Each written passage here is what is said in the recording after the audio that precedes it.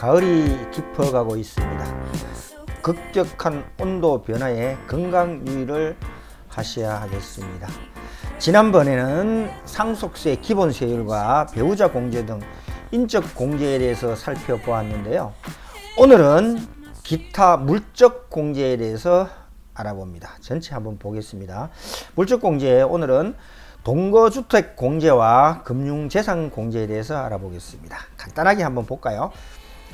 동거주택 공제는 피상속인과 함께 살던 주택을 상속시 최대 6억까지 공제해 준다는 게 있고요. 여기에는 세 가지 요건이 다 충족되어야 합니다. 그 다음에 금융재산은 2천만 원 이하는 전액부터 10억 초과하는 경우에는 2억까지 금융재산에 대해서 공제해 준다는 것인데요. 자, 먼저 주택공제, 동거주택공제부터 먼저 알아보겠습니다. 동거주택 상속공제는 최대 6억까지 공제하고 있고 까다로운 조건이 있어서 모두를 만족하셔야 합니다. 세법에서는 주택은 투자재산이 아닌 국민의 주거 안정을 위한 것으로 취득세 감면, 양도소득세 감면, 또 종합부동산 계산 시 11억 공제 등 1주택자에게는 많은 혜택이 주어지고 있죠.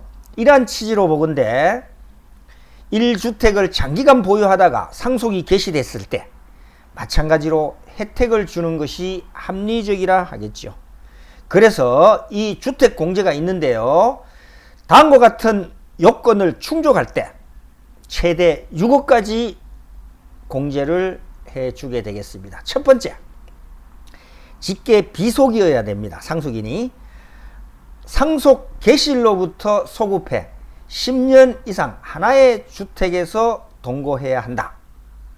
즉 10년 동안 계속해서 동거해야 된다, 이런 말입니다. 5년을 살다가 1년을 다른 데서 거주하다가 다시 5년이 살게 되면 합은 10년을 동거했지만은 계속해서 하지 않았기 때문에 이때는 해당이 안 된다는 이야기고요.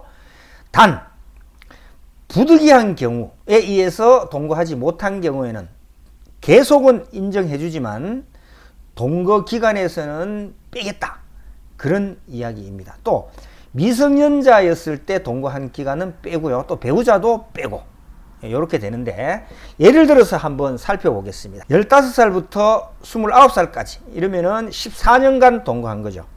거기에서 빼는 게 군 입대 기간 2년, 직장 정근이 1년, 타 지역에서 2년 했다 그러면 합이 5년이네요. 예, 5년이 빠지게 됩니다. 밑에 보시면은 14년을 동거하고 부득이한 기간이 5년이고 또 미성년자 뺀다고 해서 4년을 빼버리게 되면은 총 5년밖에 동거 기간이 안 됨으로 해가지고 주택 공제가 안 된다는 그런 이야기입니다. 자, 두 번째, 동거 기간 중 계속 1주택을 유지하셔야 됩니다. 1세대 1주택을 이야기하는 거죠. 1주택 요건은 무주택이 있을 때도 기간을 포함합니다. 잠시라도 무주택 요건을 벗어나면 안 됩니다. 그러나 일시적 2주택 등 양도소득세에서 비과세 요건이 있죠. 거기에 해당이 된다면 본공제를 받을 수가 있습니다. 좀 복잡하죠, 이 부분도요. 마지막 세 번째, 상속인이 상속 개시일 현재 무주택 혹은 동거주택을 공동으로 보유한 1주택으로 상속된 주택이어야 합니다. 자, 이게 무슨 말이냐면은 아버지가 있고 아들한테 상속을 한다 라고 했을 때 아들이 무주택이어야 한다는 말이고요. 또 아버지와 아들이 공유 지분으로 주택을 소유했을 때 아들이 주택수에 들어가죠.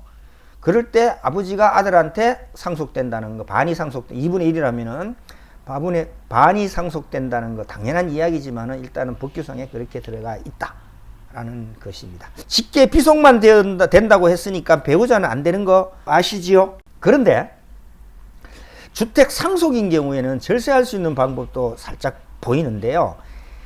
주택 상속은 지분만큼 공제됩니다. 예를 들어 볼까요? 10억이 있는데 배우자와 자녀 3분이 있다라고 가정합시다.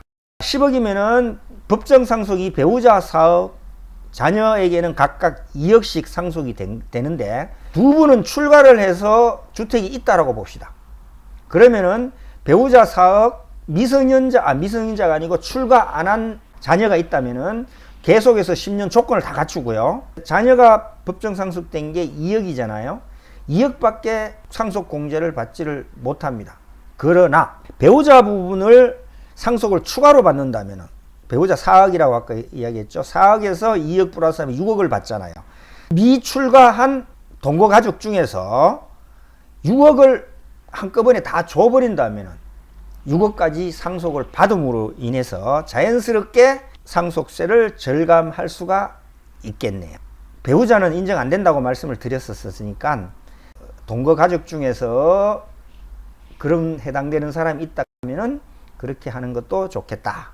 그런 이야기를 말씀드리겠습니다. 자, 다음은 금융상속재산, 상속공제에 대해서 알아보겠습니다. 보통 부동산은 시가를 평가하기 사실은 좀 어렵죠. 팔리기 전에는. 근데 팔렸다고 하면은 개별 시가, 공시지가 기준 가격으로 과세하는 경우가 많아요. 근데 그 기준 가격 같은 경우에는 실제로 팔린 것보다는 조금 적습니다. 기준 가격이 5억이 있을 때 7억에 팔릴 수가 있죠. 7억이면 현금이 되는 건데, 그래서 상속세를 낼 때 부동산으로 하게 되면 저평가돼서 상속세를 좀 적게 내는 경우가 생깁니다. 근데 현금은 다 그대로 표시가 되잖아요. 그래서 생겨난 제도가 금융재산 공제입니다. 금융재산은 현금이 명확해서 재평가 다툼이 없는 거죠. 금융부채를 차감한 순금융재산 2억을 공제해준다, 그런 말인데요. 2천만 원 이하인 경우는 전액, 10억 초과인 경우에는 2억까지 해준다, 그런 이야기고, 그 중간에 있는 것은 20%, 뭐 그렇게 해준다, 그런 이야기고요. 대상은 어떤 부분이냐면 예금, 적금, 부금, 출자금, 보험금, 공제금, 주식, 채권, 출자 지분, 수익증권, 금전 신탁 재산. 여기서 부동산 신탁은 제외되겠죠. 이렇게 해당이 되고요. 주식 중에서는 상장, 비상장을 가리진 않는데 최대 주주 보유 주식은 제외됩니다. 공제 대상 이렇게 하고요. 또 차명계좌가 있을 수가 있겠죠. 배우자 명의로 해놨다든가. 이 부분도 금융재산 공제를 받을 수가 있는데, 만약에 차명계좌를 신고 않고 추후에 적발될 시에는 차명계좌에 있는 금액은 공제할 수가 없다라는 말씀을 드리겠습니다. 또 10년 이내에 증여된 금융재산, 증여된 거, 그것은 공제할 수가 없다라고 하는데, 요걸 예를 들어서 한번 볼게요. 은행 예금 4억, 차명계좌 5억, 사망보험금 2억, 자녀 증여액 3억, 금융차입금 7억이었을 때, 자, 총 증여 재산은 14억이 되겠죠. 14억 중에서 5년 전에 증여한 3억을 빼고요. 그 다음에 금융차입금 7억을 빼게 되면은 총 4억만 공제를 받을 수 있다, 그런 이야기입니다. 거기서 20% 곱하면 8천만 원이 공제 대상이 된다라고 보여집니다. 이해가 잘 되었으면 좋겠습니다. 이상으로 지난번에 이어서 상속세, 공제에 대해서 알아보고 있는데요. 오늘은 물적 공제 두 가지를 알아보았습니다. 다음에는 상속세 추가 부분이 이어지도록 하겠습니다. 즐거운 매일 하루하루가 이어지기를 기원드립니다. 감사합니다.